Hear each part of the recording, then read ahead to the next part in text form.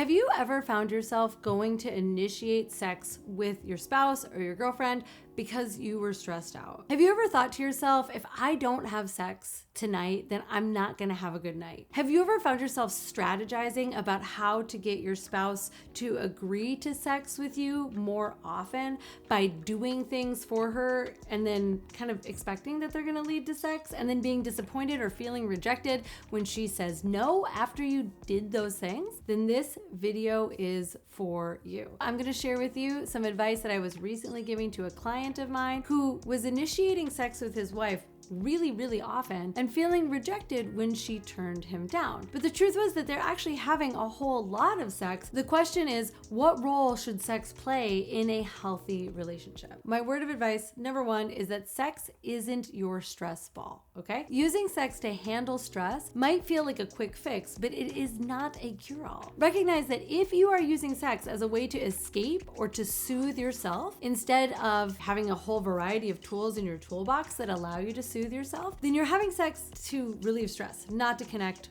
with your spouse. And that probably doesn't feel very good for her. Try learning how to manage stress directly. That could be exercise or meditation or somatic work or therapy or just going on a walk or taking some deep breaths. But you need to have a whole bunch of different ways to manage your stress so that you're not looking at someone else to give you sex in order for you to feel good. Number two, get real about your needs. Okay, you've got an intense need for release, but your wife isn't there to be your gas valve. Look at what it is that you are trying to soothe with this sex. Is it stress? Is it boredom? Is it anxiety? Identifying the root, the trigger that has you want to go to your wife or your girlfriend for sex, or even to your hand or to porn, can help you to find healthier ways to manage it. Because if you're just trying to deal with boredom, great, let's deal with boredom directly. Or anxiety, let's get to the root of the anxiety itself. Number three, dial up or down the solo action. If you are masturbating a whole lot, consider maybe pulling back a little bit and putting that energy towards other things. On the other hand, if you are if you are not masturbating at all and you're always looking at your spouse to be your only access to orgasm, then start masturbating. I was recently working with a different client who, ever since his girlfriend moved in, he hasn't been masturbating. He's only having sex with her. He's missing out on the opportunity to have his own sexual relationship with himself. And remember, all relationships, in order to feel desire and fan the flames of desire, we need to actually have space. It is just like a fire. If you put too much wood in it and you don't let any airflow to it, you're not going to have a very good fire. But if you let plenty of airflow to it, you will have a roaring fire. Relationships are the same. If you find yourself using both sex and masturbation, maybe even multiple times a day, consider that you are creating a dependency in your system. It's sort of like a drug, right? Sex is very similar to drugs in that it releases a whole bunch of feel-good chemicals into your body. And just like drugs, it can be used out of balance. And we were looking at the chakra system, we'd say your second chakra is overactive. We need to balance it with the rest of them, because the ideal situation is that all of our energy channels are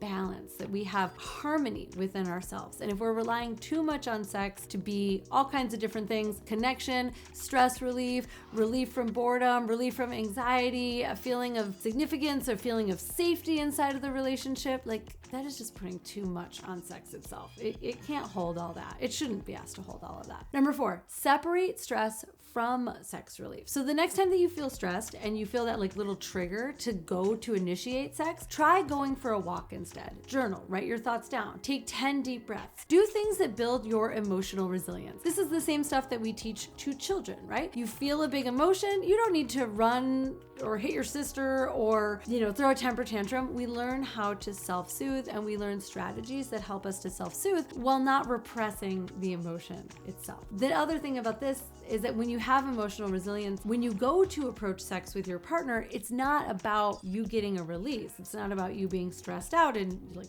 using her body to release your stress. It is about connecting to her. You can bring sex more like a gift that's giving something to her as opposed to something that you need from her. Number five, 5, shift your focus to connection, not just release. If you focus on being present with your partner rather than seeking the orgasm that you desire in order to feel good, then you're truly there to connect. And when you are there to connect, your intimacy is going to feel less like an addiction and more like a genuine partnership. Then sex becomes one of the many building blocks to your relationship, and it has a healthy space inside of the relationship instead of a needy or entitled space inside of the relationship. Sex is a great stress reliever. I am not in any way suggesting that from time to time you shouldn't blow off a little steam with your honey with sex. But if you find yourself going after or trying to initiate sex more than what is working for you and it hurts your feelings when she says no, ask yourself, am I really in balance?